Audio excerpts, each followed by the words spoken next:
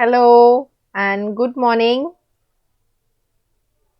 So আজকে আমাদের topic তোমরা দেখতেই পাচ্ছ, দ্যাট ইজ হাইপোথিসিস। ঠিক, আমরা আস্তে আস্তে কিন্তু অনেকগুলো টপিকই আমরা কভার আপ করেছি।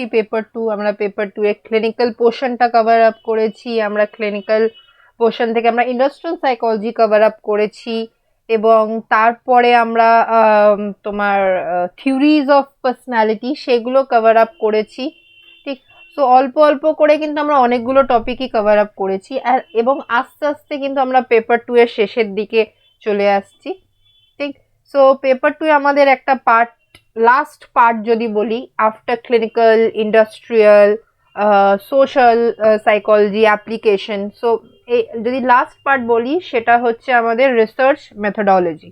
ঠিক, সো রিসার্চ মেথোডোলজির আমরা এর আগেও একটা ক্লাস নিয়েছিলাম, যেখানে আমি স্যাম্পলিং সম্পর্কে আলোচনা করেছিলাম। সো যেমনি বিভিন্ন টাইপস অফ স্যাম্পলিং বা বিভিন্ন টেকনিকস অফ স্যাম্পলিং বা টাইপস অফ স্যাম্পলিং, সেটা নিয়ে আমি আর কি আলোচনা করেছিলাম।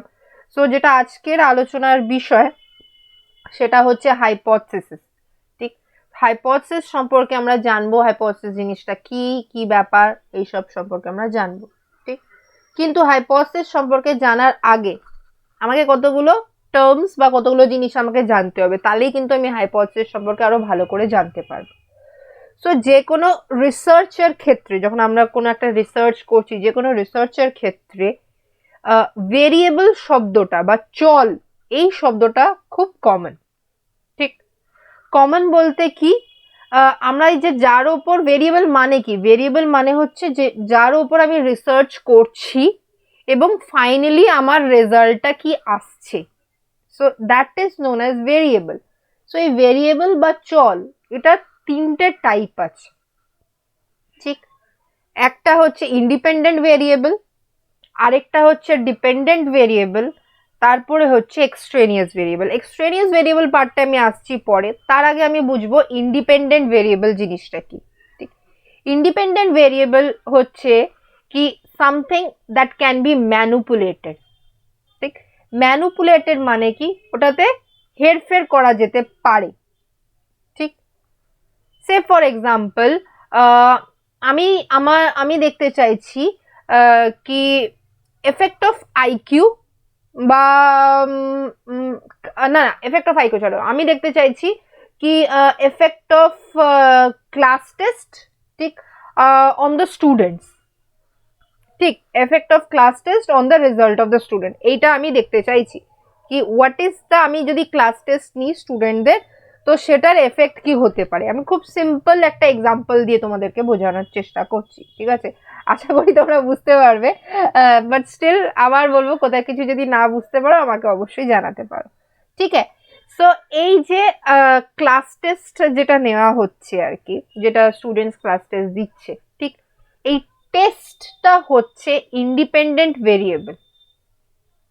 ঠিক, কেন এটা ইন্ডিপেন্ডেন্ট ভেরিয়েবল এই টেস্টটা?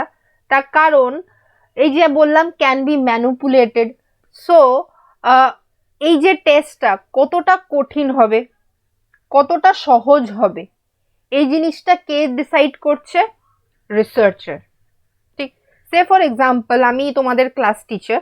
ঠিক, আমি তোমাদের একটা টেস্ট দিলাম, এই টেস্টটা আমি খুব সহজ করে দিতে পারি, খুব ইজি ইজি প্রশ্ন দিলাম যাতে আর কি মোটামুটি সবাই পেরে যেতে পারে।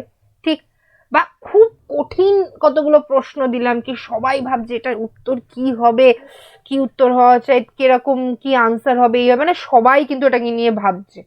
ঠিক, সো ইন্ডিপেন্ডেন্ট ভেরিয়েবল বলতে কি সামথিং যেটা আমি ম্যানুপুলেট করতে পারছি। ঠিক, নেক্সট আসছে কি ডিপেন্ডেন্ট ভেরিয়েবল। ডিপেন্ডেন্ট ভেরিয়েবল মানে হচ্ছে যেটা ম্যানুপুলেট করা যাবে না। কেন ম্যানুপুলেট করা যাবে না? Because it is dependent on the independent variable. নামটাই বলছে ডিপেন্ডেন্ট, ঠিক আছে? সো কার ওপর ডিপেন্ডেন্ট? ইন্ডিপেন্ডেন্ট ভেরিয়েবলের ওপরই এটা ডিপেন্ডেন্ট। মানে যেই রেজাল্টটা আসবে, মানে এই যে বললাম, উদাহরণটা দিলাম কি এফেক্ট অফ ক্লাস ক্লাস তোমার class test on the result of the student. ঠিক, সো এই যে রেজাল্ট অফ দ্য স্টুডেন্ট, সেইটা কি? ওটা হচ্ছে ডিপেন্ডেন্ট ভেরিয়েবল।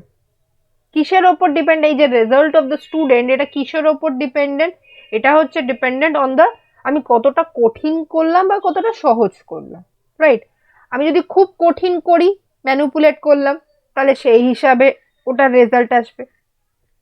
আমি খুব সহজ করি, সেই হিসাবে ওটার রেজাল্ট আসবে, ঠিক?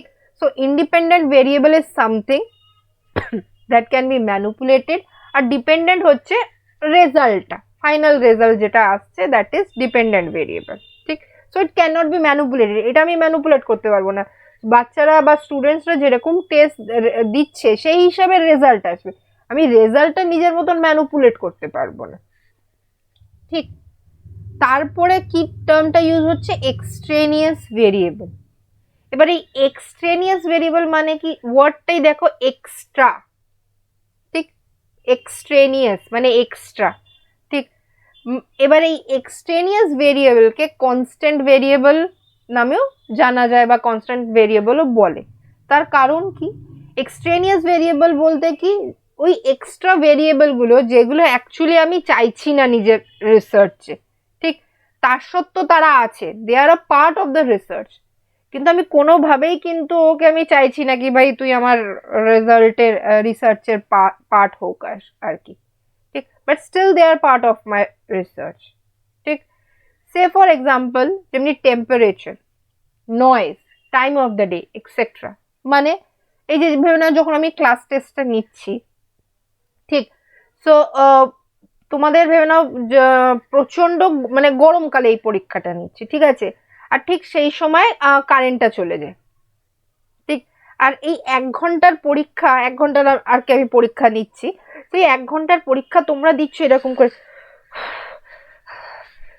করে হঠাৎ দেখছি কোশ্চেন পেপারই করে করতে শুরু করে দিয়েছে, ঠিক? তার মানে কি, এই যে 1 ঘন্টার পরীক্ষা তোমরা ভালো করে মন দিয়ে পরীক্ষাটা দিতে, কিন্তু টেম্পারেচারটা এফেক্ট করলো, মানে তুমি গরমের জন্য কিন্তু তোমার যে কনসেন্ট্রেশনটা ছিল সেটা কোন দিকে ছিল, গরমের দিকে। কেউ কতক্ষণে পাখাটা চলবে আর আমি একটু শান্তিতে পরীক্ষা দিতে পারবো, ঠিক? তো হয়তো পাখাটা চললে তুমি পুরোপুরি মন দিয়ে এরকম করে নিজের পরীক্ষাটা দিতে, ঠিক? নয়েজ, তুমি পরীক্ষা দিতে বসেছো আর দেখছো কি প্রচুর আওয়াজ আসছে, ভেবে নাও গাড়ি ঘোড়ার আওয়াজ আসছে, বা তোমার এমন এমন একটা জায়গায় পরীক্ষা ভেবে নাও আর কি সিট পড়েছে, পাশেই কোনো হোস্টেল পার্টি চলছে। ইভেন আমার সাথে এরকম একবার হয়েও ছিল, যদি আমি নিজের একটা ঘটনা ডিসকাস করি, আমি একবার একটা পরীক্ষা দিতে গেছি, আমার সিট এমন একটা জায়গায় পড়েছে, পাশেই হচ্ছে আর কি হোস্টেল, ঠিক?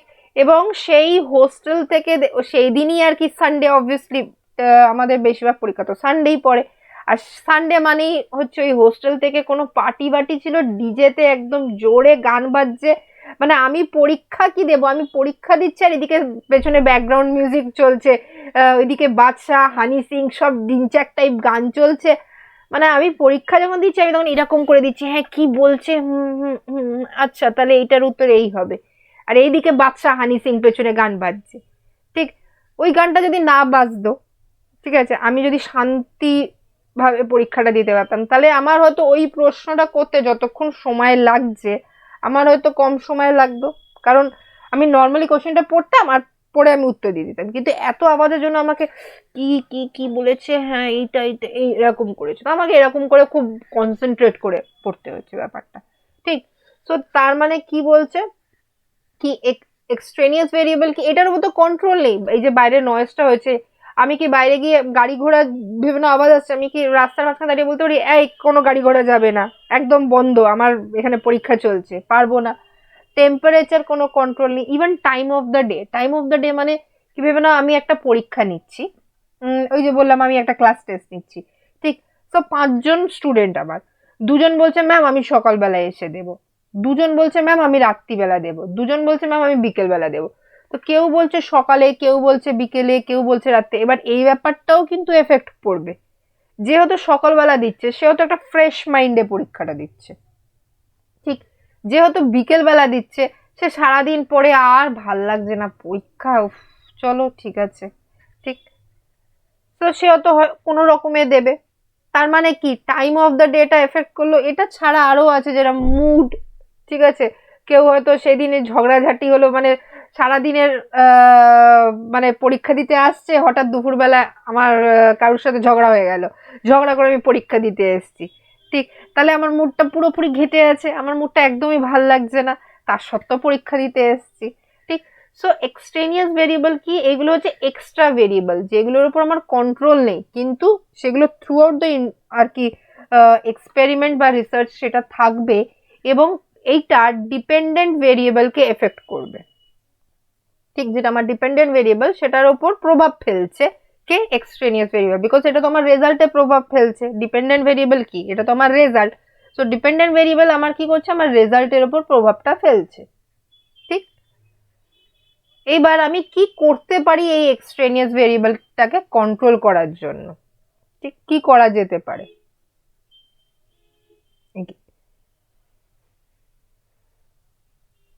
যেমনি তোমাদের পরীক্ষায় অ্যারোগুলো সব উপরে উঠে গেছে, জানি না কিরকম করে। হুম, সো যেরকম তোমাদের পরীক্ষায় এরকম প্রশ্নটা আসতে পারে, techniques for controlling extraneous variable, বা what are the different techniques of controlling extraneous variable. ঠিক, সো এটার আন্ডার আমি কি লিখবো? ফার্স্ট পয়েন্ট হচ্ছে কি, এলিমিনেশন। ঠিক, এলিমিনেশন মানে হচ্ছে জিনিসটাকে বাদ দিয়ে দেওয়া, এলিমিনেট করে দেওয়া। সে ফর এক্সাম্পল আমার এক্সট্রেনিয়াস ভেরিয়েবল হচ্ছে নয়েজ, যদি আমি নয়েজটাকে কন্ট্রোল করতে পারি তাহলে আমি ওটাকে কন্ট্রোল করব। যেরকম ভেবে নাও কি, আমি আমার ক্লাসে বসে আমি পরীক্ষা নিচ্ছি, আর বাইরে 4-5টা স্টুডেন্ট ক্লাসের বাইরে দাঁড়িয়ে কথা বলছে, তো ওদের নয়েজটা এখানে এফেক্ট করছে। তাহলে হয়তো আমি বাইরে গিয়ে স্টুডেন্টদের বললাম কি, দেখো আমার তো বাবু, আমার তো এখানে পরীক্ষা নিচ্ছি, তো তোমরা একটু এগিয়ে গিয়ে কথা বলো দেখি। ঠিক আছে, তাহলে আমি কি করলাম, নয়েজটা ছিল আমার এক্সট্রেনিয়াস ভেরিয়েবল, এবং আমি কি করলাম, ওটাকে এলিমিনেট করে দিলাম। এলিমিনেট মানে কি, আমি ওটাকে বাদ দিয়ে দিলাম, কি হ্যাঁ ঠিক আছে, যেটা আমার প্রবলেম ক্রিয়েট করছিল আমি সেটাকে সরিয়ে দিলাম, এলিমিনেট করে দিলাম।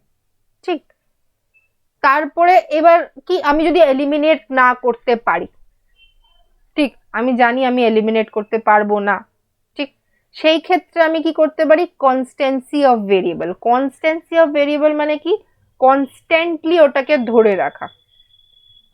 ঠিক, সো যখন আমি জানি কি, এই যে কোনো বিভিন্ন আওয়াজ বা কোনো জিনিস যেটা আমি জানি কি আমি কন্ট্রোলের বাইরে, আমি তখন চেষ্টা করব সবাই যাতে একভাবে ট্রিটমেন্টটা পায়। সে ফর এক্সাম্পল এই যে holding the time of the day, যেটা তোমাদের সামনে পিডিএফ বলছি, পিপিটিতে লেখা রয়েছে। ঠিক, মানে কি, এই যে বলছিলাম এক্সট্রেনিয়াস ভেরিয়েবল, এখানে কি ছিল, এখানে একটা এক্সট্রেনিয়াস ভেরিয়েবল ছিল এই যে টাইম অফ দ্য ডে। তো একজন বলছে আমি সকালে দেবো, একজন বলছে আমি বিকেলে পরীক্ষা দেবো, তো আমি তখন বললাম না, তোমাদের 5জনকে একই সময় পরীক্ষা দিতে হবে। কনস্ট্যান্সি মানে কনস্ট্যান্টলি ওটাকে আমি ধরে রাখবো। তো আমি 5জনকেই আমি বলে দিলাম কি, তোমরা যদি সকালে পরীক্ষা দাও 5জনকেই সকালে পরীক্ষা দিতে আসতে হবে, তোমরা যদি বিকেলে দাও 5জনকে বিকেলে আসতে হবে, তোমরা যদি দুপুরে দাও 5জনকে দুপুরে আসতে হবে। এরকম করলে চলবে নাকি একজন সকালে, একজন বিকেলে, একজন দুপুরে। তোমরা 5জন যখনই আসছো, তোমাদের 5জনকে একই সময় পরীক্ষাটা দিতে হবে।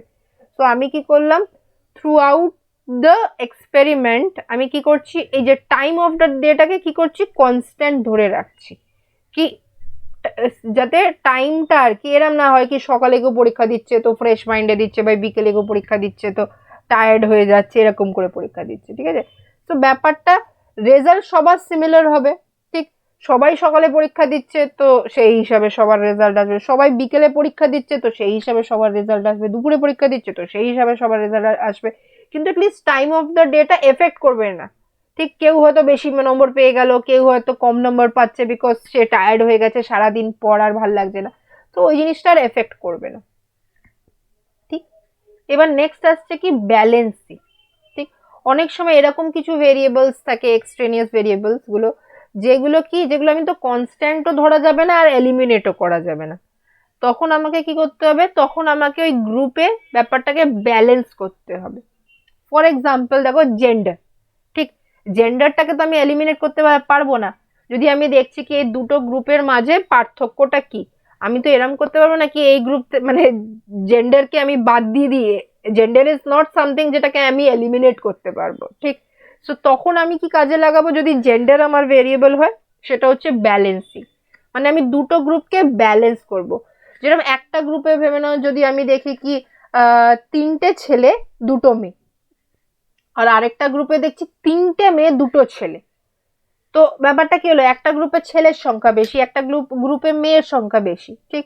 তো ব্যালেন্সিং এর ক্ষেত্রে আমি কি করব, যাতে দুটো গ্রুপে সমানভাবে আর কি number of males or number of females দুটো সমান থাকে, মানে এই গ্রুপে যদি 3টে ছেলে আছে এই গ্রুপেও 3টে ছেলে থাকবে, এই গ্রুপে যদি 3টে মেয়ে আছে এই গ্রুপেও 3টে মেয়ে থাকবে, ঠিক। সো ব্যালেন্সিং কখন ইউজ করছি, যখন আমি চাইছি কি দুটো গ্রুপ আমি সমান সমান থাকে, মানে জেন্ডার যদি আমার একটা ফ্যাক্টর, আমি দুটো গ্রুপকে সমান হিসেবে দেখব, ঠিক। তারপরে কি বলছে কাউন্টার ব্যালেন্সিং। কাউন্টার ব্যালেন্সিং কি, আমি দুটো গ্রুপকে সমানভাবে ট্রিটমেন্ট দিচ্ছি, কিন্তু একজনকে একটা ট্রিটমেন্ট আগে দিচ্ছি, আরেকজনকে একটা ট্রিটমেন্ট পরে দিচ্ছি, ঠিক। মানে দেখো গ্রুপ এ, এখানে যদি বলি এখানে গ্রুপ এটা কি, গ্রুপ এ কে আমি কি করলাম, আমি 10টা মানে একটা লিস্ট তৈরি করলাম এবং এই লিস্টে আমি 10টা ওয়ার্ডস লিখলাম, ঠিক। আমি গ্রুপ এ কেও 10টা ওয়ার্ডস দিয়েছি, গ্রুপ বি কেও সেম 10টা ওয়ার্ডস দিয়েছি, কিন্তু গ্রুপ এ কে আমি একটা ঘরে বসালাম যেখানে প্রচন্ড আওয়াজ হচ্ছে, কাচর মাচর মাচর প্রচুর আওয়াজ হচ্ছে, ঠিক। আর গ্রুপ বি কে আমি এমন একটা ঘরে বসালাম যেখানে একদম পিন ড্রপ সাইলেন্স, কোনো আওয়াজ নেই, ঠিক। সো গ্রুপ এ কি করছে, গ্রুপ এ কিন্তু প্রচন্ড কাচর মাচর অবস্থায় ওই 10টা ওয়ার্ডস মুখস্থ করছে, আর গ্রুপ বি একদম পিন ড্রপ সাইলেন্সে আওয়াজ মানে ওয়ার্ডস গুলো মুখস্থ করছে।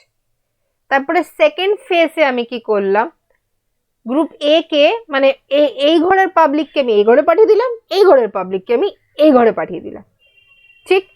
সো এটাকে কি কি বলা হয় কাউন্টার ব্যালেন্সিং, মানে এই দিকের কে এদিকে ট্রিটমেন্ট দিতে পাঠিয়ে দিলাম, এই দিকের গ্রুপকে আমি এইদিকে পাঠিয়ে দিলাম। আর তারপর আমি কি করলাম, এবার কি যে প্রচন্ড লাউড নয়েজে কাচর মাচরে মুখস্থ করেছে, এবার সে একদম পেন ড্রপ সাইলেন্স ঘরটা পেল, আর যে আগে পিন ড্রপ সাইলেন্স ঘরটা পেয়েছিল সে এখন কাচর মাচর ঘরটা পেল, ঠিক। এইবার তারপরে আমি দুটো গ্রুপকেই জিজ্ঞেস করবো কি আচ্ছা বলো তুমি 10টার মধ্যে তোমার কতগুলো ওয়ার্ডস মনে আছে, বা তোমার 10টার মধ্যে কতগুলো ওয়ার্ডস মনে আছে, এইবার আমি পড়াটা ধরবো আর কি, ঠিক। এবার দেখবো কি কে ভালো মুখস্থ করতে পেরেছে। কিন্তু দেখো দুটো গ্রুপকে আমি সমান ট্রিটমেন্ট দিলাম, মানে ব্যালেন্স করলাম, ভাই তুই যা ট্রিটমেন্ট পেয়েছিস তুইও তাই ট্রিটমেন্ট পাবি, ঠিক। দুটো গ্রুপকে আমি ব্যালেন্স করলাম, কিন্তু ডিফারেন্সিয়েটটা কোথায়, একটা গ্রুপকে একটা ট্রিটমেন্ট আমি আগে দিলাম, আরেকটা গ্রুপকে একটা ট্রিটমেন্ট আমি পরে দিলাম, এটাই হচ্ছে পার্থক্য, ঠিক। আর লাস্ট হচ্ছে র্যান্ডমাইজেশন।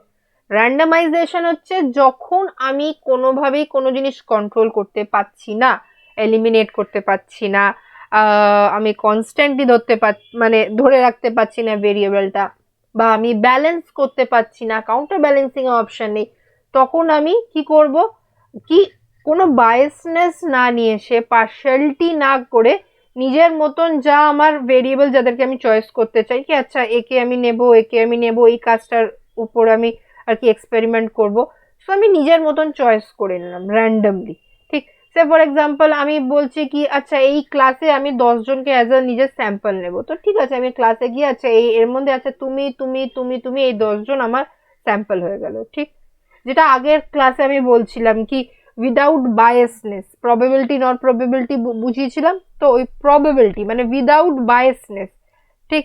কোনো বায়াসনেস ছাড়া আমি ওদেরকে সিলেক্ট করে নিয়ে টেস্ট দিয়ে দেবো, ভাই তোমরা বসে টেস্ট করো, আর ফাইনালি আমি দেখবো কি তাহলে আমি দেখি কি টেস্টের রেজাল্ট কি এলো, ঠিক। তো ফাইনাল আমি রেজাল্টটা চেক করব, ঠিক। যখন আমি জানি কি কোনোভাবেই আর কি এই এক্সট্রেনিয়াস ভেরিয়েবল গুলো এলিমিনেট করা যাবে না, ব্যালেন্স করা যাবে না, তখন আমি মাথায় রাখবো কি না তাহলে লাস্ট আমি কি করব, কি আমি যাতে কোনো পার্শিয়ালিটি না করি, যে যেরকম সমানভাবে ট্রিটমেন্ট পাক, ঠিক। আমার চেনা পরিচিতি আছে বলে আমি একে নেব বা একে বাদ দেবো, ওই জিনিসটা না করে র্যান্ডমলি স্যাম্পল সিলেক্ট করে আমি যেরকম এক্সপেরিমেন্টটা করার কথা আমি ওরকম ভাবেই করে দিই, ঠিক। So after this now we move on to hypothesis, ঠিক। So basically আগে বলবো hypothesis টা কি কি জিনিস hypothesis, ঠিক। hypothesis is nothing but a suggested testable answer to a problem. So hypothesis basically কি, hypothesis হচ্ছে আমার সামনে একটা প্রবলেম আছে, ঠিক, এবং ওই প্রবলেমটা সলিউশন কি হবে, ঠিক, ওই প্রবলেমটার ওই প্রশ্নটার উত্তর কি হবে, আনসার কি হবে, সেইটা হচ্ছে হাইপোথেসিস। এবার সেই আনসারটা হতেও পারে, নাও হতে পারে। ইটস নট কম্পালসারি কি আমি যেটা বলছি ওই আনসারটাই হবে, ঠিক। তো সেই আনসারটা হতেও পারে, নাও হতে পারে, ঠিক, কিন্তু ইটস জাস্ট অ্যান অ্যাজাম্পশন। আমি অ্যাজিউম করছি কি হয়তো এই আনসারটা হবে, ঠিক, আমি অ্যাজিউম করছি হয়তো এরকম ব্যাপারটা হবে। সো হাইপোথেসিস ইজ বেসিক্যালি একটা কি অ্যাজাম্পশন, কি হয়তো এটা হবে, হয়তো এরকম হবে, ঠিক, আমি জাস্ট অ্যাজিউম করছি। So hypothesis is basically an assumption.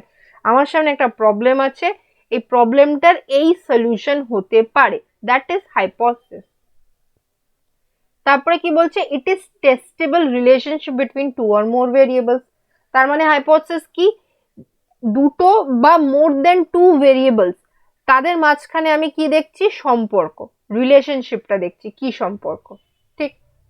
So say for example, এই যে কিছুক্ষণ আগে এই যে ভেরিয়েবলস গুলোতে আমি যখন বোঝাচ্ছিলাম, যখন ভেরিয়েবল বোঝাচ্ছিলাম কি effect of class test on the result of the student, ঠিক, এবং এখানে আমি যদি বলি কি higher IQ will score higher in classroom test, ঠিক, আমি যদি এইটা বলি, ঠিক, তার মানে কি আমি অ্যাজিউম করে নিচ্ছি যাদের আইকিউ হাই তারা ক্লাস টেস্টও ভালো করবে, ঠিক, এটা আমি অ্যাজিউম করছি, ঠিক।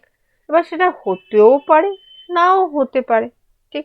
এবার আমি ক্লাস টেস্ট আগে করলাম, ঠিক, ক্লাস টেস্ট করে দেখলাম কারা আর কি হাই স্কোর করলো, তারপরে আমি যারা হাই স্কোর করেছে তাদের আইকিউ বের করলাম, কি তাদের আইকিউ কি খুব হাই আসছে, যদি হাই আসে তার মানে কি হ্যাঁ সত্যি যাদের আইকিউ হাই তারা ক্লাস টেস্টে ভালো স্কোর করে।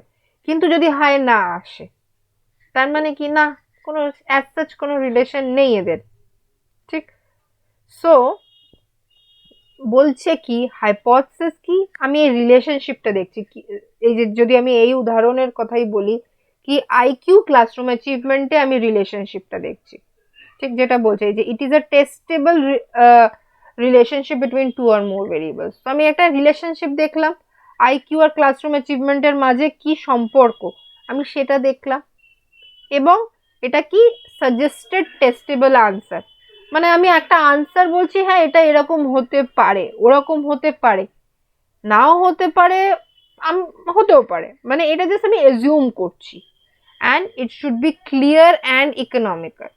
সো যেরকম আমি হাইপোথেসিস যেটা আমি তৈরি করছি ওটা খুব স্পষ্ট ভাষায় হওয়া উচিত, মানে আমি এরকম ডিফিকাল্ট ভেবে না কিছু ইংলিশ টার্মস লিখলাম, মানে এইদিকে একজন হাইপোথেসিস পড়ছে আর এইদিকে আরেকজন ডিকশনারি খুলে বসে আছে কি ভাই কি বলতে, মানে হাইপোথেসিস হচ্ছে কিন্তু বেসিক্যালি আমাকে জানাচ্ছে কি এই আমি যে ভেতরের একটা থিসিস, এই থিসিসের ভেতরে আমি কি নিয়ে রিসার্চ করেছি, ঠিক, কোন এরিয়াতে রিসার্চ করেছি, ঠিক আছে, এই ব্যাপারটাই কিন্তু আমাকে হাইপোথেসিস জানাচ্ছে। আমি যখন একটা কারোর থিসিস আমি যদি দেখি, সো আমি কিন্তু কি দেখবো, আমি আগে হাইপোথেসিসটা পড়বো কি এখানে কি লেখা আছে, ঠিক, অ্যাবস্ট্রাক্ট পড়বো বা হাইপোথেসিস পড়বো, তাহলে আমি একটা আইডিয়া হয়ে যাবে কি ভাই এই থিসিসের ভেতরে এই নিয়ে কাজ করেছে, এই নিয়ে রিসার্চ করেছে, ঠিক। কিন্তু ওটা যদি আমি এত কঠিন বিশাল কমপ্লিকেটেড টাইপ একটা তৈরি করে দিই, বেশি কমপ্লিকেটেড হলে লোক ভাবে কি করেছে কিছুই তো বুঝতে পারছি না, বা এমন কঠিন ইংলিশ ঢুকিয়ে দিলাম কি কেউ সহজ ভাষায় বুঝতে পারছে না, এদিকে ডিকশনারি সার্চ করছে কি কি কি কি এটার মানে, ঠিক। সো হাইপোথেসিস শুড বি কি খুব স্পষ্ট হওয়া চাই, ক্লিয়ার হওয়া চাই এবং ইকোনমিক্যাল হওয়া চাই। আমাকে বাজেটটা কিন্তু দেখতে হবে, এর আগেও আমি বলেছিলাম কি রিসার্চের ক্ষেত্রে কিন্তু বাজেট ইজ ভেরি ইম্পর্টেন্ট। আমি করতে চাইছি তোমার আমেরিকান অস্ট্রেলিয়ান বিদেশিদের নিয়ে রিসার্চ, এদিকে আমার পকেটে ওয়েস্ট বেঙ্গলের বাইরে যাওয়ারও পয়সা নেই, আমার বাজেট হচ্ছে এই আর আমার রিসার্চ ভাবছি আমি এই করব, তাহলে কিন্তু চলবে না, সো হাইপোথিসিস কি খুব ক্লিয়ার হওয়া চাই, এবং ওটা আমাকে পকেটটা দেখে নিতে হবে, কি পকেটে যাতে পোষাচ্ছে সেটাও আমাকে দেখে নিতে হবে, and it should be based on facts. ঠিক, ফ্যাক্টস এর ওপর বেস করে হতে হবে। ঠিক, নেক্সট কি বলছে, হাইপোথিসিস যে আমরা তৈরি করছি এগুলো সোর্সেস কি, কোথার থেকে এই হাইপোথিসিস গুলো আর মানে আমাদের মাথায় আসবে বা রিসার্চারের মাথায় আসবে, কোথার থেকে আসবে? ফার্স্ট বলছে অবজারভেশন, আমি কিছু অবজার্ভ করেছি। ঠিক, সে ফর এক্সাম্পল আমি রিসার্চ করছি এই কোভিড-19 ওপর, আমি দেখছি কোভিড-19 লোকজনের ডিপ্রেশন পেশেন্টস অনেকটা ইনক্রিজ হয়েছে। ঠিক, ডিপ্রেশন কেসেস ইনক্রিজ হয়েছে, ডিপ্রেশন পেশেন্টস অনেক ইনক্রিজ হয়ে গেছে। সো আমি কি দেখলাম, কি এই কোভিড-19 বা এই লকডাউনের সময়, যেহেতু কোভিড-19 জন্য আর কি লকডাউন হয়েছিল, এই লকডাউনের সময় লোকজনদের কি হয়েছে, ডিপ্রেশনটা অনেকটা ইনক্রিজ হয়েছে।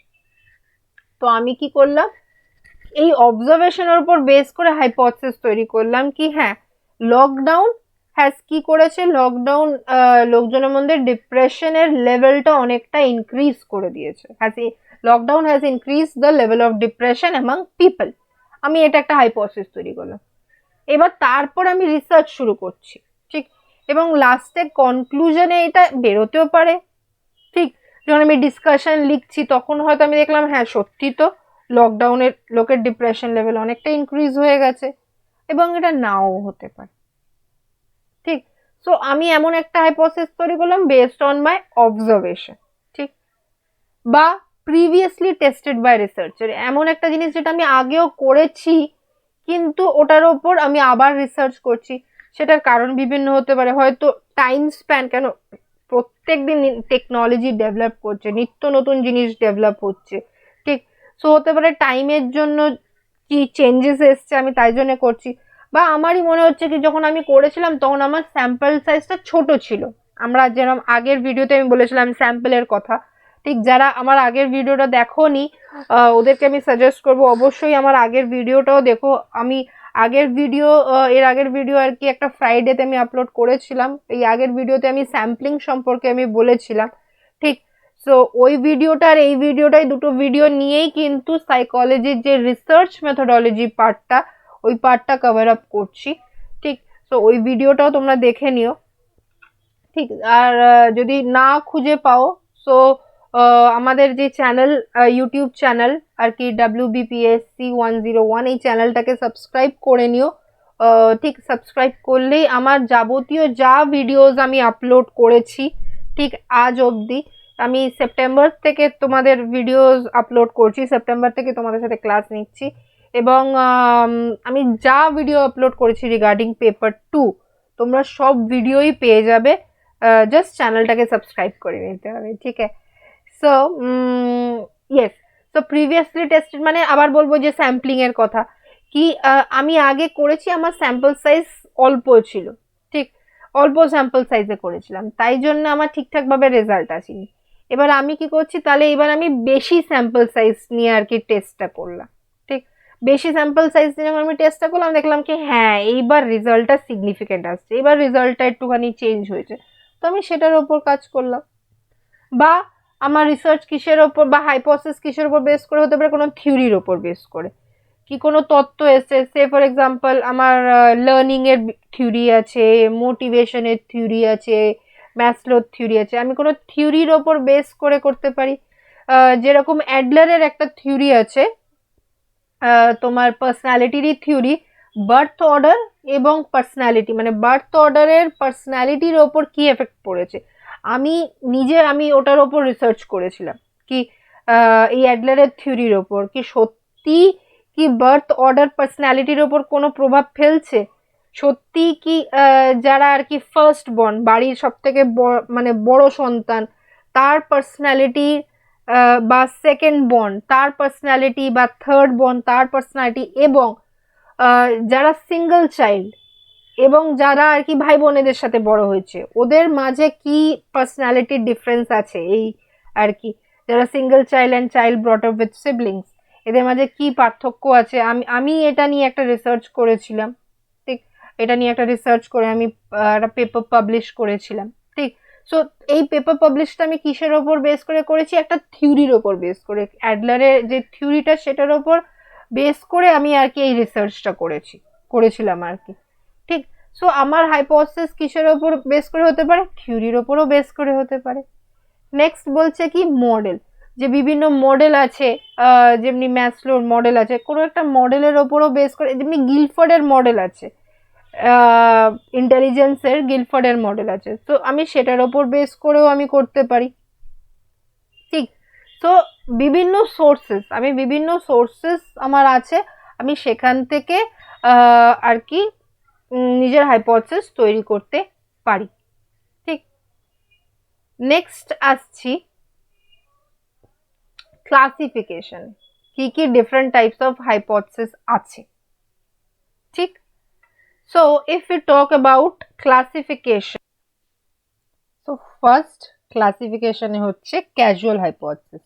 ঠিক, সো ক্যাজুয়াল হাইপোথিসিস বলতে কি, ঠিক, কজাল হাইপোথিসিস। ঠিক, সো কজাল হাইপোথিসিস মানে হচ্ছে বেসিক্যালি সামথিং কজ, রাইট, কি মানে এইটা হচ্ছে, ঠিক আছে, এইটা কেন হচ্ছে, ঠিক, বা এটা কিসের জন্য হচ্ছে। ঠিক, মানে বেসিক্যালি কি কজটা ফাইন্ড আউট করা। ঠিক, আমরা আমরা এই যে আমি এই যে বললাম কি কজাল, ঠিক, ভুল করে আমি ক্যাজুয়াল বলে দিয়েছিলাম, সো কজাল। ঠিক আছে, এই যে কজাল মানে কি, কজাল যদি আমি ওয়ার্ডটা দেখি, ওয়ার্ডটা মানে আমি যদি প্রোনাউন্স করি, হোয়াট ইজ কজ, কজ থেকে এসছে কজাল, রাইট। সো তার মানে কি, সে ফর এক্সাম্পল একটা কেউ হয়তো একা বসে আছে, একা বসে বসে সে চ্যানেল চেঞ্জ করছে, কখন চ্যানেল চেঞ্জ করছে, যখন আর কি সে আর কি খুব বোরিং অ্যাড পাচ্ছে, মানে আমরা অনেক সময় দেখি না কি কিছু টিভিতে কিছু দেখছি এবং খুব যখনই ওই অ্যাডস আসে তখনই আমি চ্যানেল চেঞ্জ করছি, মানে কোনো একটা সিরিয়াল দেখছি অ্যাডস আসছে চ্যানেল চেঞ্জ করছি। ঠিক, এখন জেনারেলি আমাদের টিভি খুব কম দেখা হয়, সারাদিনই আর কি হয়তো ল্যাপটপ বা ইউটিউবে কেটে যায়। এবার তোমরাও যদি বলো কি তোমরা যখন ইউটিউব ভিডিও খুলছো, হঠাৎ ভিডিওতে তুমি দেখলে ইউটিউব ভিডিও খুলতে গিয়ে ওতে খুব অ্যাডস আসছে কোনো জিনিসে, তখন তোমাদের রিয়াকশনটা কি হয়, ঠিক, কি আরে এই গানটা শুনতে গেলাম, উফ কতবার ধরে অ্যাডস আসছে। ঠিক, সো যে কোনো জিনিস তার মানে কি কজাল হাইপোথিসিস কি দেখছে, কজটা, মানে আমি চ্যানেল যদি চেঞ্জ করছি, সো চ্যানেল চেঞ্জ আমার বেশি কখন করছি, মানে একটা জাস্ট সিরিয়াল চলছে বা একটা গান চলছে তখন চ্যানেলটা বেশি চেঞ্জ হচ্ছে, না জাস্ট যখন অ্যাডস আসছে, ঠিক, অ্যাডভার্টাইজমেন্ট কিছু আসছে তখন আমার চ্যানেলটা বেশি চেঞ্জ হচ্ছে। তার মানে আমি কজটা ফাইন্ড আউট করলাম কি boring ads could be a cause of changing of channel. ঠিক, বা এই যে বিরক্ত, আমি ইউটিউবে কোনো ভিডিও দেখছি আর বারবার সেখানে কোনো অ্যাডস আসছে, ঠিক, সো আমি তখন ইরিটেট হয়ে যাচ্ছি। সো কামিং অফ অ্যাডস, ঠিক, when you are listening to a song, that could be one of the cause of getting irritated। ঠিক, তার মানে এই কজাল হাইপোথিসিস কি বলছে কি আমরা বেসিক্যালি কজটা ফাইন্ড আউট করছি, কারণটা ফাইন্ড আউট করছি কি এই জিনিসটা যদি হচ্ছে বা কোনো ব্যবহার যদি হচ্ছে সেই ব্যবহারের পেছনে কারণটা কি। ঠিক, সেকেন্ড কি বলছে, second type descriptive hypothesis. Descriptive hypothesis হচ্ছে বেসড অন স্পেসিফিক বিহেভিয়ার। ঠিক, সে ফর এক্সাম্পল কি আমি একটা ব্যবহার, ডিসক্রিপটিভ হাইপোথিসিস বেসিক্যালি কি দেখছে একটা ব্যবহার কখন হচ্ছে এবং কতবার হচ্ছে, মানে একটা ব্যবহারকে বেসিক্যালি এক্সপ্লেন করছে ডিসক্রিপটিভ হাইপোথিসিস। ঠিক, সে ফর এক্সাম্পল আমি কখন বেশি চ্যানেল চেঞ্জ করি, আমি যখন একা থাকি তখন বেশি চ্যানেল চেঞ্জ করি, না যখন আমি অনেক লোকজনের সাথে থাকি তখন আমি বেশি চ্যানেল করি, মানে 4-5 জন মিলে একসাথে বসে আমি কিছু প্রোগ্রাম দেখছি তখন চ্যানেলটা চেঞ্জ হয়, না যখন আমি একা থাকি তখন বেশি চ্যানেল চেঞ্জ হয়। অর এলস আরেকটা জিনিসও ভাবতে পারো কি এই যে গান চেঞ্জ করা, তুমি হয়তো ইয়ারফোনে ইউটিউবে বিভিন্ন গান শুনছো, ঠিক আছে, সো তুমি একা যখন গান শুনছো তখন তুমি বেশি একটা গান থেকে আরেকটা গান, আরেকটা গান থেকে আরেকটা গানে স্কিপ করছো, না ভেবে না তোমরা বন্ধুরা পার্টি করছো, 4-5 জন মিলে বন্ধুরা পার্টি করছো এবং সেখানে তোমরা গান চালিয়েছো, এবার তখন গানটা বেশি চেঞ্জ হচ্ছে। ঠিক, কি কেউ হয়তো বলছে না না এই গানটা চলুক, কেউ বলছে না না এই গানটা চলুক, আরে না না এই গানটা চালাও, আচ্ছা এই গানটা চালাও। তার মানে কি গানের ক্ষেত্রে কি দাঁড়ালো, যখন আমি অনেকজন থাকে তখন গানটা বেশি চেঞ্জ হচ্ছে। আর চ্যানেলের ক্ষেত্রে কি দাঁড়াচ্ছে, কি যখন হয়তো আমি একা আছি তখন এটা ভালো লাগছে না, নেক্সট চ্যানেল চেঞ্জ। যখন আমি একা আছি তখন চ্যানেলটা বেশি চেঞ্জ হচ্ছে অ্যাজ কম্পেয়ার টু যখন আমি অনেকজনের সাথে আছি। সো ডিসক্রিপটিভ হাইপোথিসিস বেসিক্যালি একটা স্পেসিফিক বিহেভিয়ার, একটা স্পেসিফিক ব্যবহারকে এক্সপ্লেন করছে কি আচ্ছা এরকম হলে তাহলে এরকম হবে, এই পরিস্থিতি হলে এরকম ব্যবহার হতে পারে। ঠিক, তো এই ব্যাপারটা এক্সপ্লেন করছে কি ডিসক্রিপটিভ হাইপোথিসিস। তারপরে আসছে সিম্পল হাইপোথিসিস। সিম্পল হাইপোথিসিস বলতে কি, simple hypothesis is something which contains one or two variables. ঠিক, বেশি ভেরিয়েবলস নেই এখানে, জাস্ট দুটো ভেরিয়েবলস, একটা বা দুটো ভেরিয়েবলস নিয়ে কাজ হচ্ছে। ফর এক্সাম্পল দেখো লিখেছি আমি, children with broken family tend to become delinquent. ঠিক, সো বলছে কি কি যেই বাচ্চারা বেসিক্যালি ব্রোকেন ফ্যামিলির থেকে আসে, ঠিক, ব্রোকেন ফ্যামিলি বলতে কি মা বাবার ডিভোর্স হয়ে গেছে, মা বাবা আলাদা থাকে, ঠিক, সো সেই ব্যাকগ্রাউন্ড থেকে যেই বাচ্চারা আসছে, so there are high chances কি সেই বাচ্চারা ডেলিনকুয়েন্ট হয়ে যেতে পারে। ডেলিনকুয়েন্ট কি, ঠিক, আমি ডেলিনকুয়েন্সি নিয়েও কিন্তু একটা ভিডিও নিয়েছিলাম, একটা ভিডিও করেছিলাম এই ইউটিউব প্ল্যাটফর্মে, তোমরা দেখে নিতে পারো। ঠিক আছে, যেখানে আমি সাইকোপ্যাথ আর সোশিওপ্যাথ সম্পর্কে এক্সপ্লেন করেছিলাম, সেই ভিডিওটা তোমরা দেখে নিতে পারো। ঠিক আছে, সো যাই হোক, ডেলিনকুয়েন্ট বলতে মেন জিনিসটা কি, সেটা হচ্ছে কি এনিবডি লাইক 18 ইয়ার্স এর নিচে যাদের, যে আর কি ক্রাইম করছে, ঠিক আছে, and the crime is proved in the court of ল।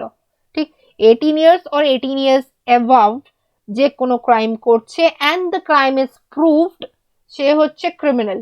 কিন্তু বিলো 18 ইয়ার্স কেউ ক্রাইম করছে এবং সেই crime is proved in the court of law, তাকে আমি বলবো ডেলিনকুয়েন্ট। মানে 18 বছরের নিচে তাকে বলা হয় ডেলিনকুয়েন্ট। আর তাদেরকে কোথায় পাঠানো হচ্ছে, জুভেনাইল হোমস। তাদেরকে কিন্তু প্রিজনে পাঠানো হয় না, জেলে পাঠানো হচ্ছে না, তাদেরকে পাঠানো হয় হচ্ছে জুভেনাইল হোমসে, মানে কারেকশনস হোম, রাইট।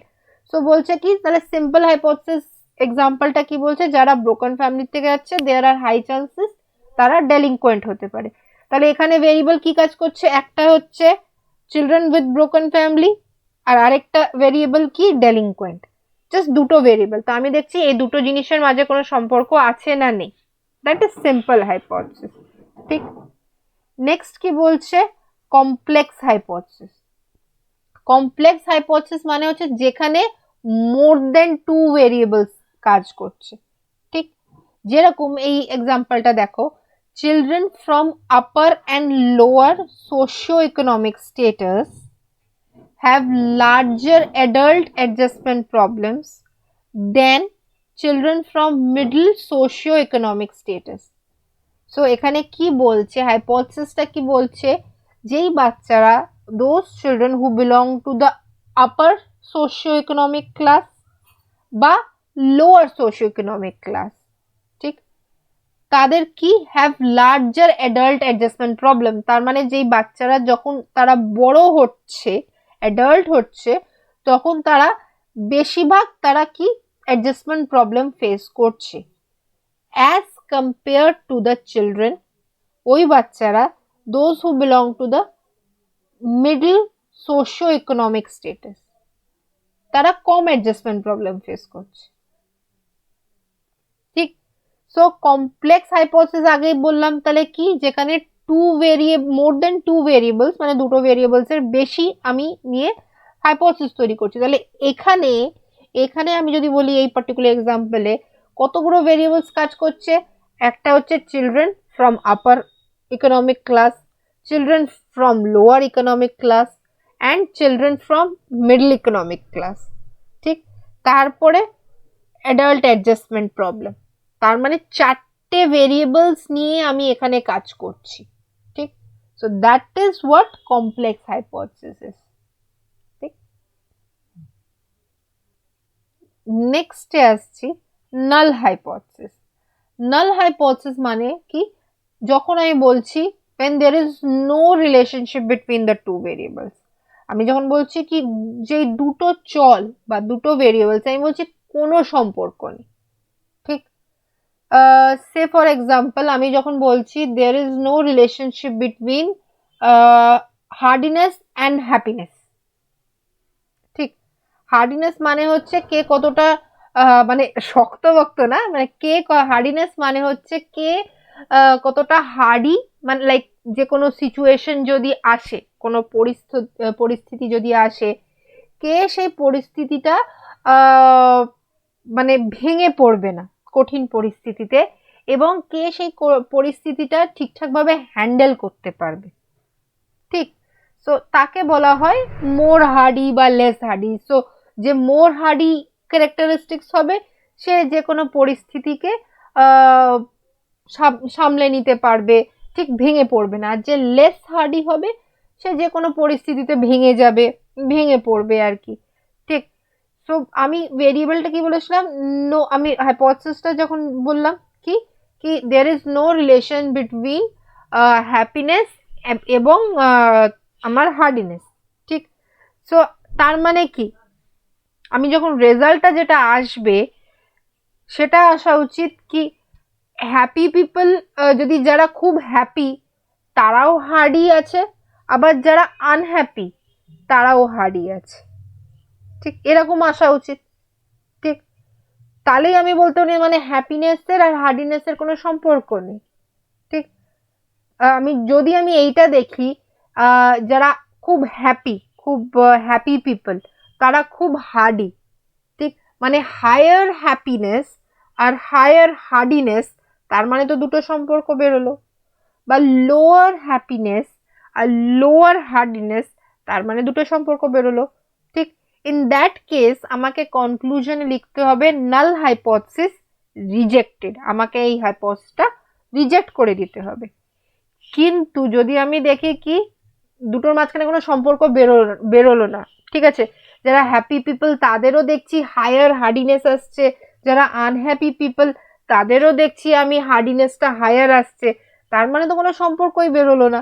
বা হ্যাপি হ্যাপির জায়গায় আছে, হার্ডি হার্ডির জায়গায় আছে, তার মানে কোনো সম্পর্ক নেই, ঠিক। যখন আমি দেখলাম হ্যাঁ সত্যি তো কোনো সম্পর্ক নেই, তখন আমি কি করলাম, নাল হাইপোথিসিসটা একসেপ্ট করে নিলাম। তো নাল হাইপোথিসিস হচ্ছে কখন, যখন আমি বলছি দুটো ভেরিয়েবলে কোনো সম্পর্ক নেই, that is known as null hypothesis. Next আসছি অল্টারনেট হাইপোথিসিস। অল্টারনেট হাইপোথিসিস কি বলছে, কি যখন কোনো সম্পর্ক আছে এবং সেই সম্পর্কটা আইদার পজিটিভ আইদার নেগেটিভ, ঠিক, কোনো একটা সম্পর্ক আছে কিন্তু আমি কি বলছি, আইদার ওটা পজিটিভ রিলেশনশিপ আইদার ওটা নেগেটিভ রিলেশনশিপ, ঠিক। সে ফর এক্সাম্পল এখানে যেরকম ছবিটা আমি দিয়েছি, higher IQ goes to higher classroom achievement, ঠিক। তার মানে কি পজিটিভ রিলেশন, মানে যাদের আইকিউ হাই হবে তারা ক্লাসেও ভালো রকম করে পারফর্ম করবে। তার জন্য আমাকে কি করতে হবে, এর আগেও আমি কিছুক্ষণ আগেই যে বলছিলাম কি আমি ভেবে নাও আগে ক্লাসে দেখে নিলাম কি কাদের আইকিউ হাই, আর তারপরে তাদেরকে একটা ভেবে নাও পরীক্ষা দিলাম, আর পরীক্ষায় যদি তারা খুব ভালো স্কোর করে, ঠিক, তার মানে কি yes there is a relationship between IQ এবং ক্লাসরুম অ্যাচিভমেন্ট, ঠিক। সো অল্টারনেটিভ হাইপোথিসিস কি বলছে, when there is a relationship, দুটোর মাঝে কোনো সম্পর্ক আছে, এবার এই সম্পর্কটা নেগেটিভও হতে পারে পজিটিভও হতে পারে, ঠিক। হয়তো এই জিনিসটা ইনক্রিজ করছে আর এই জিনিসটা ডিক্রিজ করছে, মানে এইটা যেরম যেরম ভাবে ইনক্রিজ করতে থাকবে ওটা সেরকম সেরকম ভাবে ডিক্রিজ করতে থাকবে, তার মানে দুটোর মাঝে সম্পর্ক আছে কিন্তু নেগেটিভ, ঠিক। একটা ইনক্রিজ হচ্ছে একটা ডিক্রিজ হচ্ছে, তার মানে দুটোর মাঝে নেগেটিভ রিলেশন আছে, ঠিক। দুটোই যদি একসাথে বাড়ছে বা দুটোই একসাথে কমছে, তার মানে কি দুটোর মধ্যে কি একটা পজিটিভ রিলেশনশিপ আছে, ঠিক। এইটা যদি বাড়ে এটাও বাড়বে, এটা যদি কমে এটাও কমবে, ঠিক, দ্যাট ইজ পজিটিভ রিলেশনশিপ, ঠিক। সো অল্টারনেটিভ হাইপোথিসিস কখন আমি বলবো, যখন দুটো ভেরিয়েবলে, যখন দুটো চলে আমি দেখছি কোনো সম্পর্ক আছে, সেটা পজিটিভও হতে পারে সেটা নেগেটিভও হতে পারে, ঠিক। নেক্সটে যাচ্ছি function.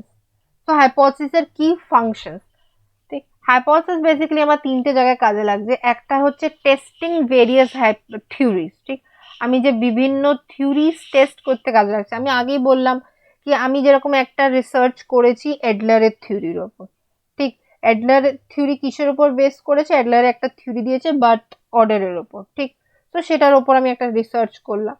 So testing various hypothesis মানে কি, ভেরিয়াস থিওরিজ মানে কি, আগে থিওরিজ ছিল, ঠিক আছে, তো সেটা হতে হতে পারে সময়ের সাথে সাথে চেঞ্জ হচ্ছে, মানে যখন রিসার্চার্স মানে বা সাইকোলজিস্ট কেউ ফেমাস, ঠিক আছে, সে যখন থিওরিটা দিয়েছিল তখনকার টাইম আর এখনকার টাইমে কত ফারাক আছে। আমরা যদি এখন আমরা নিজের হিসাবেই ভেবে দেখি, ঠিক, আমরা যখন ছোট ছিলাম, ঠিক আছে, অ্যাটলিস্ট আমি আমি আমার কথাই যদি বলি কি আমি যখন ছোট ছিলাম আর এখনকার সেই ছোট বাচ্চা কতটা পার্থক্য বলো, ঠিক, আমি যখন ছোট ছিলাম তখনকার আমি যদি সময় ভাবি কি তখন এইসব মানে ওই একটাই ফোন ছিল ভাই, নোকিয়া 1100, নোকিয়া 1100 একটা ফোন ছিল যেটাকে বেসিক্যালি ছুঁড়ে মানে খাট থেকে পড়ে গেলেও ব্যাপারটা ভাঙবে না, ঠিক আছে, ওটার জন্য কোনো আলাদা করে স্ক্রিন গার্ড লাগানোর দরকার নেই, আলাদা করে ওটার জন্য আর কি কভার দেওয়ার দরকার নেই, ওকে আমি যা ইচ্ছা করি ওটা খাট থেকে পড়েও যাবে, পড়ে গিয়ে আবার দেখবো কি মোবাইলের একটা ব্যাকটা এদিকে চলে গেছে, ব্যাক কভার ওইদিকে চলে গেছে, তারপরে আমি দেখছি কি ওটার ব্যাটারিটা একদিকে চলে যাচ্ছে, বা তোমার আসল বডিটা একদিকে চলে গেছে, ঠিক, সো তারপরেও আমি ওটাকে আবার পুরো ব্যাপারটাকে এক করে নিয়ে আবার ওটাকে জোড়া লাগিয়ে আমি দেখবো সুন্দর ফোন হচ্ছে, সুন্দর কথা বলতে পারছি, কোনো সমস্যা নেই, ঠিক, কিন্তু এখনকার টাইম আমি যদি বলি প্রেজেন্ট টাইম, ঠিক, আমাদের কি আমরা মোবাইলে আগে কোনো একটা ভালো মোবাইল যদি কেনা হয়, দামি মোবাইল কিনছি, আগে আর কি ওটা স্ক্রিন গার্ড কিনছি, স্ক্রিন গার্ড ফেটে গেল তো ব্যাস আর গল্প কি, আর বলো না, স্ক্রিন গার্ডটা ফেটে গেল কি দুঃখ, ঠিক আছে, সো তার মানে কি চেঞ্জেস টাইম টু টাইম কিন্তু চেঞ্জেস হচ্ছে। আমি আমি যদি নিজের ছোটবেলায় যে কথা বললাম কি আগে কি ছিল, আগে নোকিয়া 1100 আর এখন হচ্ছে এত সব মানে আইফোন 6 7 8 9 10 11 12 করতে করতে দেখবো যতক্ষণ আমার নেক্সট জেনারেশন আসবে ততক্ষণে দেখবো আইফোন 20 তো বোধহয় ছাড়িয়েই গেছে, তা তখন দেখবো তো আইফোন 50 চলে এসছে, ঠিক আছে, তখন আর দেখবো পাবজি আর খেলছে না বাচ্চারা, ঠিক আছে, তখন অন্য কিছুই অন্য নতুন কিছু গেমস বেরিয়ে গেছে, ঠিক আছে, সো চেঞ্জেস আসছে। সো তাহলে হাইপোথিসিস কি বলছে, testing various theory, because theories গুলো আগে দিয়ে গেছে, আদি অনন্তকালের থিওরি, ঠিক, সেইগুলো প্রেজেন্ট সিনারিওর সাথে কতটা মিল খাচ্ছে আমাকে তো সেটা দেখতে হবে, প্রেজেন্ট সিনারিওর সাথে ওইগুলো কতটা মিল খাচ্ছে, আদৌ কোনো মিল আছে না, সময়ের সাথে সাথে থিওরিজ গুলোকে চেঞ্জ করা দরকার, ঠিক আছে, সময়ের সাথে সাথে চেঞ্জেস নিয়ে আসা দরকার, সেটাই বলছে এই সেকেন্ড পয়েন্টটা কি সাজেস্ট ভেরিয়াস থিওরিজ, ঠিক, সে ফর এক্সাম্পল আমি যখন টেস্ট করলাম, আমি যখন রিসার্চ করলাম, করে দেখলাম কি না এটা তো সময়ের সাথে সাথে অনেকটাই চেঞ্জ হয়ে গেছে, ঠিক, এটা তো অ্যাপ্লিকেবল হচ্ছে না এটার সাথে, তার মানে কি এখানে চেঞ্জেস আনা দরকার, এবং আমি সেই রিসার্চ হিসাবে নিজের একটা আলাদা থিওরি দিতে পারি, ঠিক, নিজে আলাদা থিওরি সাজেস্ট করতে পারি কি না এটা তো এরকম, ফাইন, তো সাজেস্ট ভেরিয়াস থিওরিজ মানে কি পুরনো থিওরিজ আমি কি করলাম, টেস্ট করলাম, টেস্ট করে নিজের মতো নতুন থিওরিজ সাজেস্ট করছি, সেখানে হাইপোথিসিস কাজে আসছে। তারপরে কি ডিসক্রাইব সোশ্যাল ফিনোমিনা, ঠিক, সোশ্যাল ফিনোমিনা বলতে মানে যেটা অনেক সময় যেটা চলছে, ঠিক আছে, যেটা আর কি কারেন্ট অ্যাফেয়ার্স বলতে পারো বা যে কোনো জিনিস কারেন্ট যেটা চলছে আমি সেটা নিয়েও কিছু রিসার্চ করতে পারি, যেরকম আগেই বললাম কি লকডাউনে লোকের ডিপ্রেশনটা বেড়ে গেছে, ঠিক, এটা একটা সোশ্যাল ফিনোমিনা বা effect of lockdown on people, এটা করতে পারি, ঠিক, বা আমি করতে পারি এই যে পার্সোনালিটির ওপর বলতে পারি, ইভেন আরেকটা জিনিস আছে যেরকম নতুন কোনো scheme, say say for example নতুন কোনো স্কিম লঞ্চ হলো, আমি সেটা নিয়েও চেক করতে পারি কি আচ্ছা এই যে নতুন কোনো পলিসি লঞ্চ হলো, নতুন কোনো স্কিম লঞ্চ হলো, এটাতে লোকজন কতটা একসেপ্ট করছে স্কিমটাকে, ঠিক কতটা একসেপ্ট করছে বা কতটা এটা সম্পর্কে পজিটিভ ভাবছে, বা কতটা ভাবছে কি ইয়েস স্কিমটা তো সত্যি ভালো, স্কিমটা তো সত্যি কাজের, ঠিক আছে, সেটা নিয়ে কতটা পজিটিভ থিঙ্কিং তাদের, ঠিক। তো আমি এরম ভাবে কিন্তু অনেক নতুন জিনিস আমি সাজেস্ট করতে পারি, ঠিক। তো দিস ওয়াজ অ্যাবাউট হাইপোথিসিস, ঠিক। আশা করি তোমরা আমার হাইপোথিসিসের এই থিওরিটা, এই হাইপোথিসিসের পুরো ব্যাপারটা তোমরা বুঝতে পেরেছো আশা করি, ঠিক। সো अगेन যারা আজকে ফার্স্ট আমার ক্লাস দেখছো, ঠিক আছে, তাদের জন্য বলবো কি এই আমার ইউটিউব যে চ্যানেলটা এটা সাবস্ক্রাইব করে নিও, তাহলে তোমরা জানতে পারবে আমি কখন কি ভিডিও আপলোড করছি। এটা ছাড়াও তো আমার এর আগে যাবতীয় যা ভিডিওস আমি আপলোড করেছি, এর আগে অনেক ভিডিওস আমি আপলোড করেছি, তো সেই ভিডিওসগুলো তোমরা দেখতে পারবে। তোমরা চাইলে সেই ভিডিওসগুলো দেখো, তাহলে তোমাদের সাইকোলজি সাবজেক্টের সম্পর্কে আইডিয়া হবে, সাইকোলজি সাবজেক্টটা কীরকম, কি আছে না আছে, সিলেবাস কি, ইন ডিটেল পুরো ব্যাপারটা সম্পর্কে তোমাদের আইডিয়া হবে সাইকোলজি। কেন এখনো অনেকে একটা কোথাও কনফিউশন আছে সবার মাইন্ডে কি সাইকোলজি নিয়ে পড়বো, কিরম সাবজেক্ট, কি আছে, কি পড়তে হবে না পড়তে হবে। তো এই ভিডিওসগুলো ইউটিউবে যাবতীয় যা ভিডিওস আছে এগুলো বানানোর, এগুলো তৈরি করার পেছনে একটাই কারণ, যাতে সাইকোলজি নিয়ে যত মিসকনসেপশনস আছে স্টুডেন্টদের সেগুলো ক্লিয়ার হতে পারুক, তারা বুঝতে পারুক সাইকোলজি অ্যাজ এ সাবজেক্ট কীরকম, ঠিক, কি ধরনের সাবজেক্ট, কি পড়তে হবে, সিলেবাসটা কীরকম, ঠিক। সো ডিটেল সাইকোলজি সম্পর্কে তারা বুঝতে পারে, এটাই হচ্ছে মেন উদ্দেশ্য আর কি এই ভিডিওসগুলো, ঠিক। সো আশা করছি তোমরা ভিডিওসগুলো ফলো করছো, তোমরা বুঝতে পারছো কি টপিক কি নিয়ে আলোচনা হচ্ছে, ঠিক। যদি কোথাও কোনো কোয়েরি থাকে, কোনো জিনিস যদি তোমরা না বুঝতে পেরে থাকো, ঠিক, অবশ্যই আমাকে জানাবে। আমাকে জানানোর জন্য জাস্ট তোমাদের যেটা করতে হবে, প্লে স্টোর থেকে আনএকাডেমি অ্যাপটা ডাউনলোড করবে, ঠিক। ডাউনলোড করলে ডিসক্রিপশনে লিংক দেওয়া আছে, আমার প্রোফাইল লিংকটা দেওয়া আছে, প্রোফাইল লিংকে ক্লিক করবে, ক্লিক করলেই আমার প্রোফাইলটা তোমাদের সামনে থাকবে। আমাকে ফলো করতে হবে, মনে মনে রাখবে অনেকে মানে জাস্ট আমাকে এরম প্রশ্ন আমি স্টুডেন্টদের পেয়েছিলাম কি ম্যাম আমি আপনাকে মেসেজ কিরম ভাবে করবো, মেসেজ অপশনটা তো আমি পাচ্ছি না, আপনার ভিডিও দেখছি, আপনার ক্লাসেস দেখছি, স্পেশাল ক্লাস দেখছি, প্লাস ক্লাস দেখছি, কিন্তু কোয়েরি থাকলে আমি মেসেজ কিরম ভাবে করব।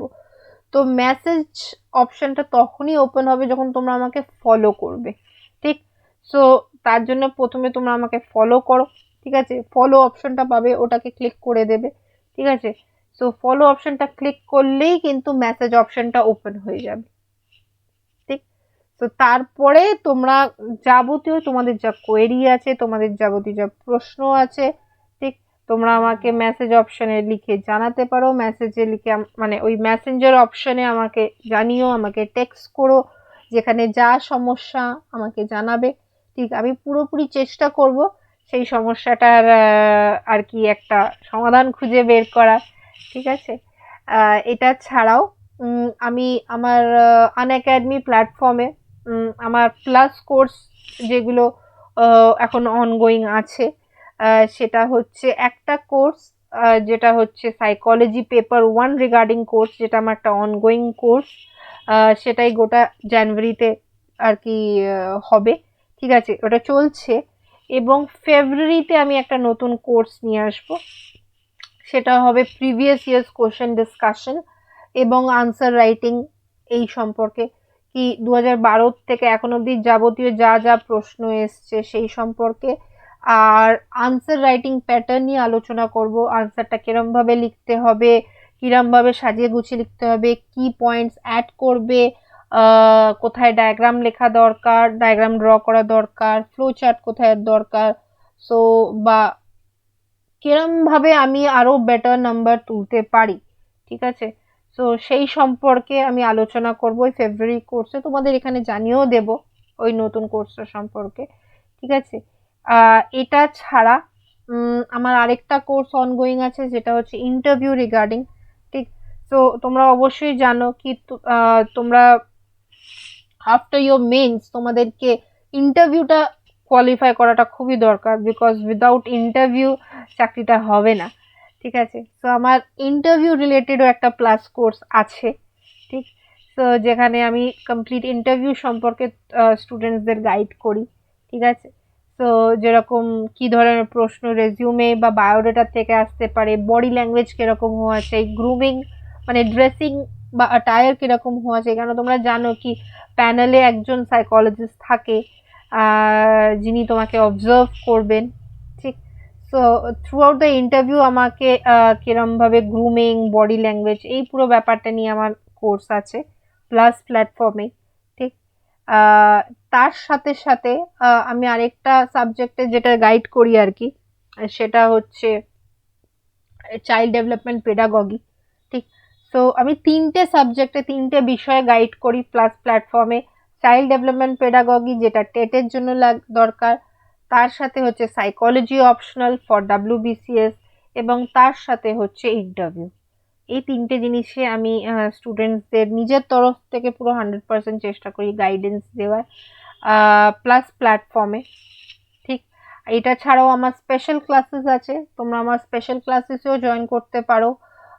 আমার কখন কি স্পেশাল ক্লাস আছে সেটা জানার জন্য তোমাদের কিন্তু আমাকে ফলো করতে হবে, তাহলে তোমরা জানতে পারবে আমার কখন কি কোন সময় কি স্পেশাল ক্লাস শিডিউল করছি। স্পেশাল ক্লাসগুলো কিন্তু একেবারে ফ্রি অফ কস্ট, ঠিক আছে। সেটার জন্য তোমাদের জাস্ট ফ্রি যেই ফ্যাসিলিটিসগুলো আছে, জাস্ট ফ্রি এই জিনিসগুলোকে মানে ওইগুলোতে তোমাকে এনরোল করতে হবে। আমার ফ্রি ক্লাসেস যেগুলো আছে, স্পেশাল ক্লাসেস যেগুলো আছে, সেগুলোকে জন্য এনরোল করতে হবে, ঠিক। ইভেন ফ্রি সার্ভিসেসের জন্য একটা তোমাকে কোড অ্যাপ্লাই করতে হবে যদি তোমরা আমার ক্লাসে জয়েন করতে চাইছো যেরকম। সো তার জন্য আমার কোড তোমরা সবাই জানো, আই গেস তোমাদের এতদিনে মুখস্থ হয়ে গেছে। এটা ছাড়া নিচের ডিসক্রিপশনেও দেওয়া আছে, ঠিক আছে। So my code is PAYAL.P, payal.p, ঠিক। This is my code. এই কোডটা তোমরা ব্যবহার করতে পারো স্পেশাল কোর্সেসগুলোকে রিভিল করার জন্য, স্পেশাল ক্লাসেসে জয়েন করার জন্য। এটা ছাড়াও আমি যে এতগুলো ক্লাসের সম্পর্কে জানালাম তোমাদের, কি যা যা আমি স্পেশাল ক্লাস প্লাস প্ল্যাটফর্মে যা যা আমি ক্লাসেস নিই, সো প্লাস ক্লাসেও তোমরা জয়েন করার জন্য তোমাদেরকে সাবস্ক্রিপশন নিয়ে নিতে হবে জলদি জলদি, ঠিক। এবং সাবস্ক্রিপশন নেওয়ার জন্য তোমরা এই কোডটা ব্যবহার করতে পারো, আই রিপিট PAYAL.P। এই কোডটা ব্যবহার করলে তোমরা নিজের সাবস্ক্রিপশন ফিসে 10% ডিসকাউন্ট পেয়ে যাবে, ঠিক। তার সাথে সাথে যখন তোমরা আমার সাথে স্পেশাল ক্লাসেও জয়েন করছো, সো স্পেশাল ক্লাসে জয়েন করার পরেও তোমাদের কিছু ক্রেডিট পয়েন্টস অ্যাড হবে, যে ক্রেডিট পয়েন্টসটাও যখন অ্যাপ্লাই করবে দেখবে কি আরও কিছু ডিসকাউন্ট তোমরা পেয়ে যাচ্ছ নিজের সাবস্ক্রিপশন ফিসে। সো একদম দেরি না করে চটপট জলদি সে আনএকাডেমির সাবস্ক্রিপশনটা নিয়ে ফেলতে হবে, ঠিক। তো আশা করি তোমাদের আমার ক্লাসটা ভালো লেগেছে।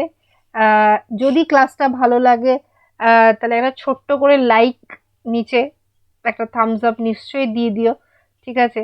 So that I feel motivated কি তোমাদের আমার ক্লাসটা ভালো লাগছে।